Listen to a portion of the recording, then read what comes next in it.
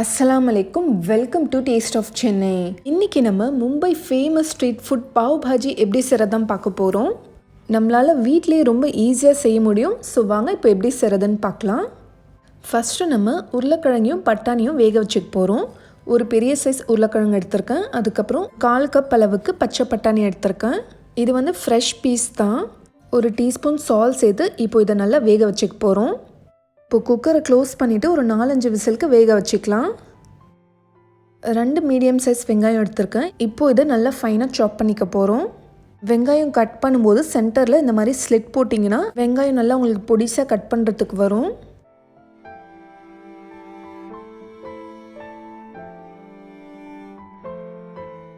இதில் ஒரு வெங்காயம் வந்து நம்ம பாவ் பாஜியில் சேர்க்க போகிறோம். மீதி இருக்கிறத வந்து நம்ம கார்னிஷிங்காக யூஸ் பண்ணிக்கலாம்.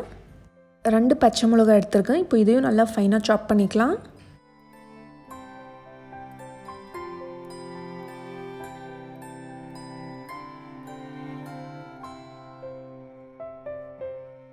தக்காளி வந்து 3 தக்காளி எடுத்திருக்கேன். பாவ் பாஜிக்கு தக்காளி தான் அதிகமாக சேர்க்கணும், அப்போ தான் நல்லாயிருக்கும். வெங்காயம் கம்மியாக சேர்க்கணும், தக்காளி அதிகமாக சேர்க்கணும். இப்போ இதையும் ஃபைனாக சாப் பண்ணிக்கோங்க.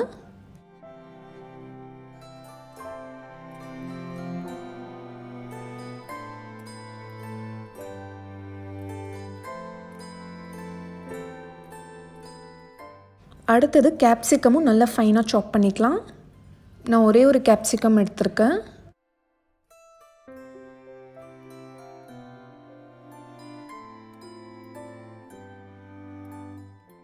இப்போ எல்லா வெஜிடபிள்ஸும் நல்லா ஃபைனாக சாப் பண்ணியாச்சு.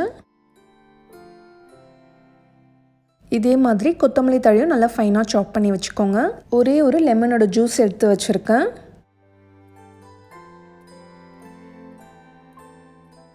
இப்போ உருளைக்கிழங்கும் பட்டாணியும் நல்லா வெந்துருச்சு. இப்போ இதையும் நல்லா மேஷ் பண்ணி வச்சுக்கலாம்.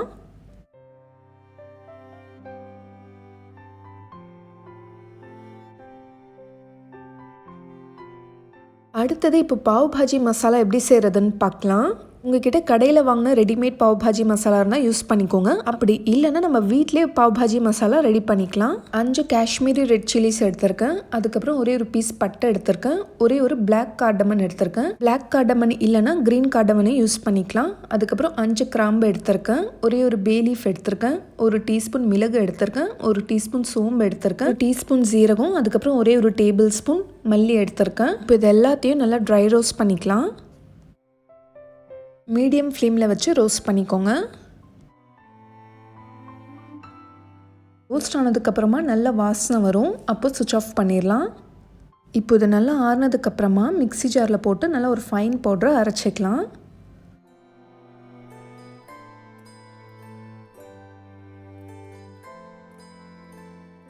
கலரே நல்லா சூப்பராக வந்திருக்கு.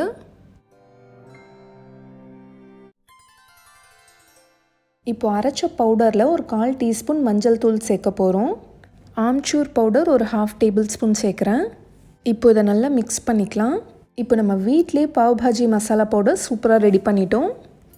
இதுலேருந்து நம்ம ஒரு 2 டேபிள் ஸ்பூன் தான் யூஸ் பண்ண போகிறோம். மீதி வந்து நல்ல ஒரு ஏர்டைட் கண்டெய்னரில் ஸ்டோர் பண்ணிக்கோங்க. இப்போ பேன் சூடு பண்ணிக்கோங்க. இப்போது இதில் ஒரு 2 டேபிள் ஸ்பூன் பட்டர் சேர்த்துக்கிறேன்.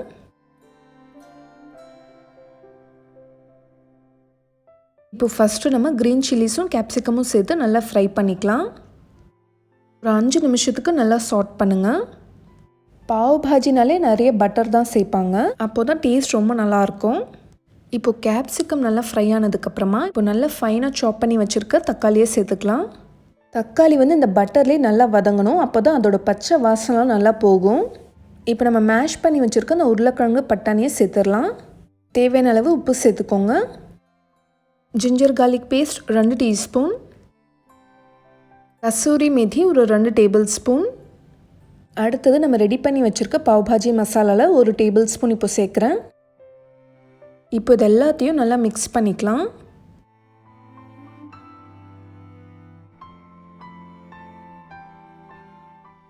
இப்போ மேஷர் யூஸ் பண்ணி இதை நல்லா மேஷ் பண்ணிக்கோங்க. இது நல்லா பேஸ்ட் மாதிரி ஆயிடணும், அது வரைக்கும் இதை நல்லா மேஷ் பண்ணி விட்டுருங்க. இதில் நீங்கள் கேரட், பீன்ஸ், வேறு ஏதாச்சும் வெஜிடபிள்ஸ் சேர்க்குறதுனா கூட நீங்கள் சேர்த்துக்கலாம். இப்போ இதை நல்லா மேஷ் பண்ணியாச்சு. இப்போ இதுக்கு நம்ம தடுக்கா ரெடி பண்ணிக்கலாம். இப்போ பேனில் 2 டேபிள் ஸ்பூன் பட்டர் சேர்த்துக்கோங்க. ஃபைனாக சாப் பண்ண ஆனியன் சேர்த்துக்கலாம். கொத்தமல்லி தழை சேர்த்துக்கோங்க. அதுக்கப்புறம் கசூரி மேத்தி, ஒரே ஒரு டேபிள் ஸ்பூன் பாவ் பாஜி மசாலா, ஒரு டீஸ்பூன் சால்ட் சேர்த்துக்கிறேன். ஏற்கனவே நம்ம மசாலாலையும் சால்ட் சேர்த்துருக்கோம், ஸோ பார்த்து சேர்த்துக்கோங்க. இப்போது ஒரு 2 மினிட்ஸ் நல்லா ஃப்ரை பண்ணிக்கலாம். நமக்கு ஃபுட் கலர் வேணும்னா கூட இதில் சேர்த்துக்கலாம். ரெஸ்டாரண்ட் ஸ்டைலில் நல்லா கலர்ஃபுல்லாக இருக்கும். இப்போ நம்ம ரெடி பண்ணி வச்சுருக்க பாவ் பாஜி மசாலாவை சேர்த்துக்கோங்க. நல்லா மிக்ஸ் பண்ணி விட்டுட்டு இப்போ லெமன் ஜூஸும் சேர்த்துக்கலாம். பாவ் பாஜி மசாலா வந்து ரொம்ப திக்காக இருக்கக்கூடாது, ஸோ ஒரு கப் தண்ணி சேர்த்துக்கிறேன். இப்போ ஒரு 5 நிமிஷத்துக்கு இதை நல்லா குக் ஆகட்டும்.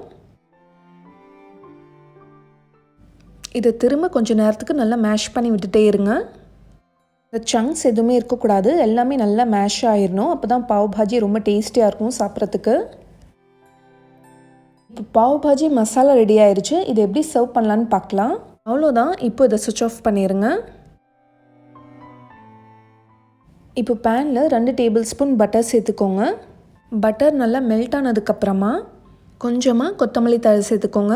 அப்புறம் கசூரி மேத்தி, அப்புறம் ஒரே ஒரு பிஞ்ச் பாவ் பாஜி மசாலா. இப்போ இது எல்லாத்தையும் நல்லா ஃப்ரை பண்ணிக்கலாம். இந்த மாதிரி உங்களுக்கு பாவ் பன்ஸ் கிடைக்கும், இதை யூஸ் பண்ணிக்கோங்க. இப்போ பாவ் இது லைட்டாக டாஸ் பண்ணால் போதும். எல்லா சைடும் திருப்பி திருப்பி போட்டுக்கோங்க. பார்க்க இந்த மாதிரி கொஞ்சம் க்ளாஸியாக இருக்கணும். அவ்வளோதான். இப்போ இதை சர்வ் பண்ணிடலாம். பார்க்கவே ரொம்ப யம்மியாக இருக்குது. என்னால் வெயிட் பண்ணவே முடியலங்க, எப்படா டேஸ்ட் பண்ணுவோன்ட்டு இருக்கு. இதுக்கு மேலே கொஞ்சமாக பட்டர் வச்சு சர்வ் பண்ணுங்கள். இப்போ ரொம்ப ரொம்ப டேஸ்டியான பாவ் பாஜி ரெடி ஆயிடுச்சு. நம்மளால் வீட்லேயே ரொம்ப ஈஸியாக பண்ண முடியும். நீங்களும் இதை ட்ரை பண்ணிவிட்டு எப்படி வந்துச்சுன்னு சொல்லி உங்களோட ஃபீட்பேக் எங்களுக்கு சொல்லுங்கள். இந்த ரெசிபி எல்லாருக்குமே பிடிச்சிருக்கோன்னு நம்புறேன். ஸோ பிடிச்சிருந்தா லைக் பண்ணுங்கள், உங்களோட ஃப்ரெண்ட்ஸ் அண்ட் ஃபேமிலி எல்லாருக்குமே ஷேர் பண்ணிக்கோங்க. இந்த மாதிரி இன்ட்ரெஸ்டிங்கான ரெசிபிஸ் நீங்கள் மிஸ் பண்ணாமல் பார்த்துட்டே இருக்கணும்னா நம்ம சேனல் டேஸ்ட் ஆஃப் சென்னையை மறக்காமல் சப்ஸ்கிரைப் பண்ணுங்கள். இதே மாதிரி நாளைக்கும் வேறொரு இன்ட்ரெஸ்டிங்கான வீடியோவில் சந்திக்கிறேன். தேங்க்யூ ஸோ மச் ஃபார் வாட்சிங்.